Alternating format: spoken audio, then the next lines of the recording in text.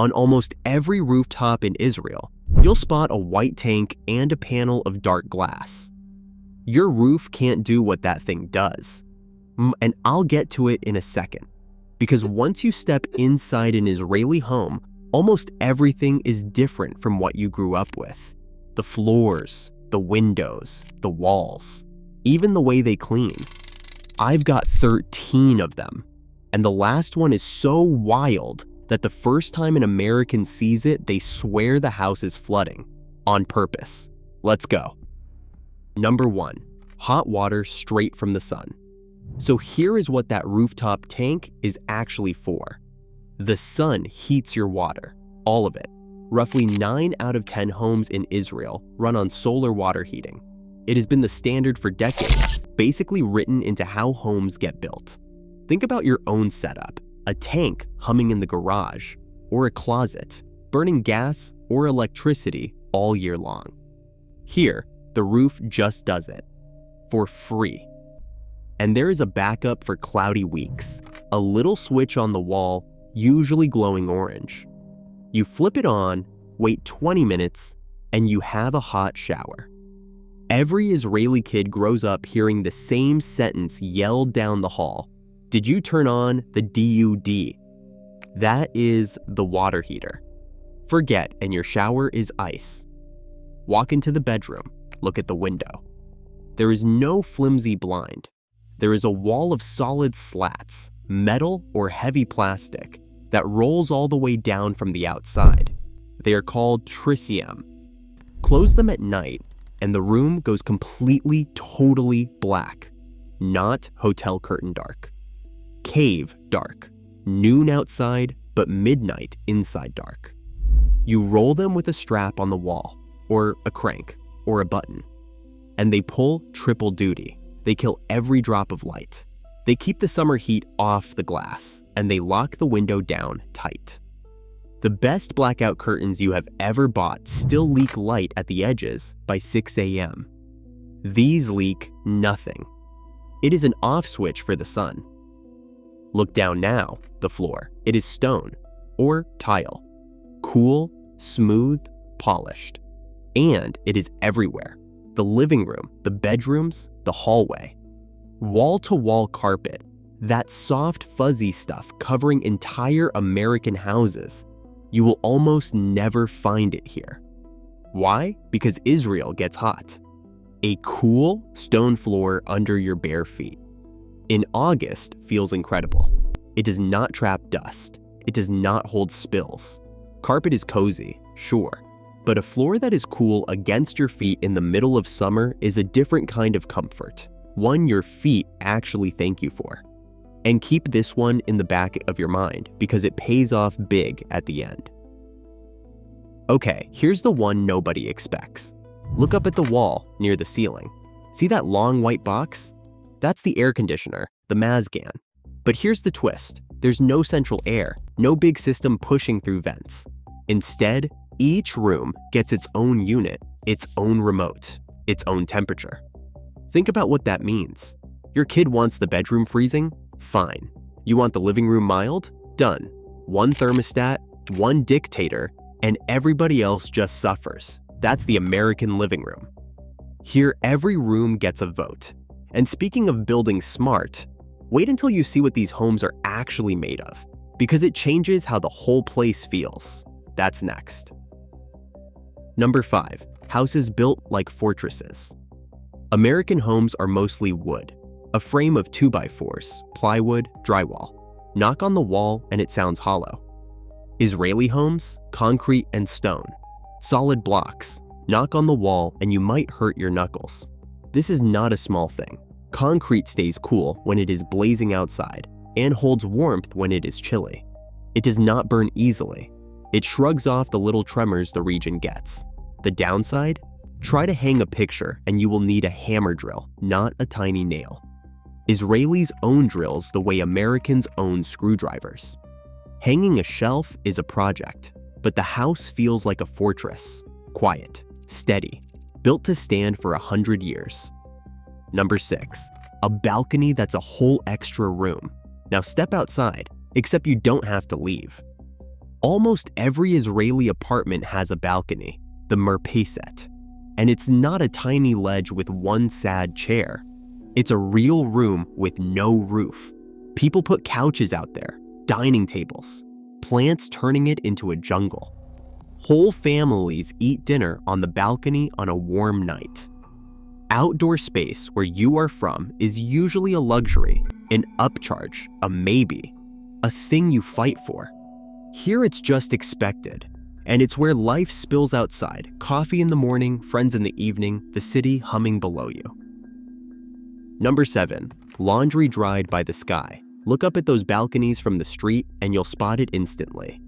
Laundry, everywhere. Shirts, sheets, towels, all clipped to lines and flapping in the breeze. Because here's the thing, most Israeli homes don't own a clothes dryer at all. A dryer that breaks, a vent that clogs, an energy bill that climbs every month. None of that here. The sun does it for free in an hour. Your laundry comes back smelling like sunshine and stiff as a board. Every Israeli knows that crunchy sun-dried towel. The sky is the dryer, and it never breaks down. And the next one is something an American plumber would stare at for a full minute. Coming up. Walk into the bathroom and look at the toilet. There are 2 buttons on top, a big one and a small one for a little flush, one for a lot. Israel turned saving water into a national habit because in a country that is mostly desert, every drop counts. It sounds tiny, it is not tiny. Multiply that little choice by millions of bathrooms every single day, and it is an ocean of water saved. When was the last time your toilet asked you to make a decision? Here, every flush is a choice, and a 5-year-old already knows the right answer. Number 9, a secret storage room you own. Here's one you would never guess from inside the apartment. Down in the basement, or tucked by the parking, there is a little locked room with your apartment's number on it. The mashsan, your own private storage closet, completely separate from your home. Bikes, suitcases, holiday boxes, the stuff you don't need every day. It all lives down there. No garage, no attic, no basement of your own when you live in an apartment. So the mashsan is the answer, a secret extra room you own, just a few floors away. Now, here's a piece of quiet genius hiding in the electrical closet. A little dial called a Shayon Shabbat. A timer. You set it, and it switches lights or the water heater on and off by itself. On a schedule. No app, no smart speaker, nothing. Here's the wild part. Israelis have been automating their homes like this for decades, long before smart home was a phrase anyone used. A simple dial, clicking away in the closet, running the lights while you're out. America discovered timed plug recently and called it high-tech. In Israel, grandma's been doing it since the 70s. And we're getting close to the big one now, the floor thing. 2 more first. Number 11, winters with no central heat. Here's something that genuinely shocks people. Israel can get cold in winter, rainy, damp, chilly, and a lot of homes have no central heating at all, no furnace kicking on. That cozy stone and concrete house. In January, it holds the cold just as well as it holds the summer heat. So what do Israelis do? They bundle up indoors. Big blankets draped over every couch, a little space heater wheeled from room to room, an extra layer at the dinner table. Where you're from, winter means cranking the furnace and forgetting about it. Here, winter is hot soup, fuzzy socks, and the whole family migrating to the one warm room, cozy on purpose. And weirdly, people kind of love it. One more before the finale. Knock on almost any Israeli door, unannounced, and watch what happens. You'll get pulled inside. The living room, the salon, is always ready for guests. And within minutes, there's coffee. Usually a sweet little cookie, some fruit, something to nibble.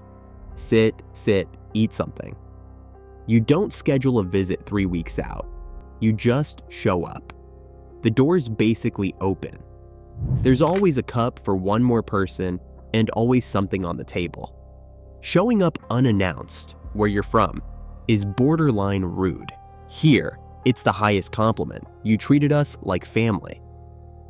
And now, the one I promised. This is the reason an American walking past an Israeli cleaning their house might think there is a plumbing disaster happening. It is called spanja.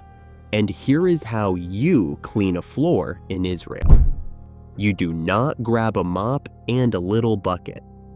You take actual water, like a lot of it, and you throw it across the entire floor. You add cleaning liquid, the smell of it filling the whole apartment. Then you grab a tool called a megavi, basically a squeegee on a stick, and you push all that water across the floor. Push it to where? Here is the question that breaks the American brain. When was the last time your floor had a drain in it? Because most Israeli homes have a small drain built right into the floor of the bathroom, sometimes the porch. You sweep the whole flood toward it, water, dirt, all of it, and out it goes. Then you wrap a cloth around the magav and dry the floor until it shines. This is why the stone floors matter. This is why there is no carpet. The entire home is built to be hosed down like a deck. You clean a floor on your hands and knees with a damp mop, terrified of soaking the carpet. An Israeli turns the living room into a shallow pool and squeegees it spotless in 10 minutes. The first time you see it, your jaw drops. The second time, you are jealous. So, 13 things. Solar tanks on the roof, blackout shutters, stone floors you can flood, an air conditioning unit for every room, a fortress made of concrete, a balcony that's a whole room, laundry dried by the sky, 2-button toilets, a secret storage room, a timer smarter than your smart home, winters cozy under blankets, a door always open with coffee on the table, and a floor you clean by turning the house into a swimming pool. None of it is fancy. All of it just makes sense the moment you see it. That's the thing about an Israeli home. It's built for the sun, the heat, and the people who keep showing up at the door. Now, I want to hear from you. Which one would you actually want in your home? The solar hot water, the room-by-room air conditioning, or the squeegee floors? Tell me in the comments. I read them. And if you think the homes are surprising, wait till you see what is inside an Israeli supermarket. There is one thing in the dairy aisle that does not exist in America, and it might be the best thing I have ever tasted. That is the next one. See you there.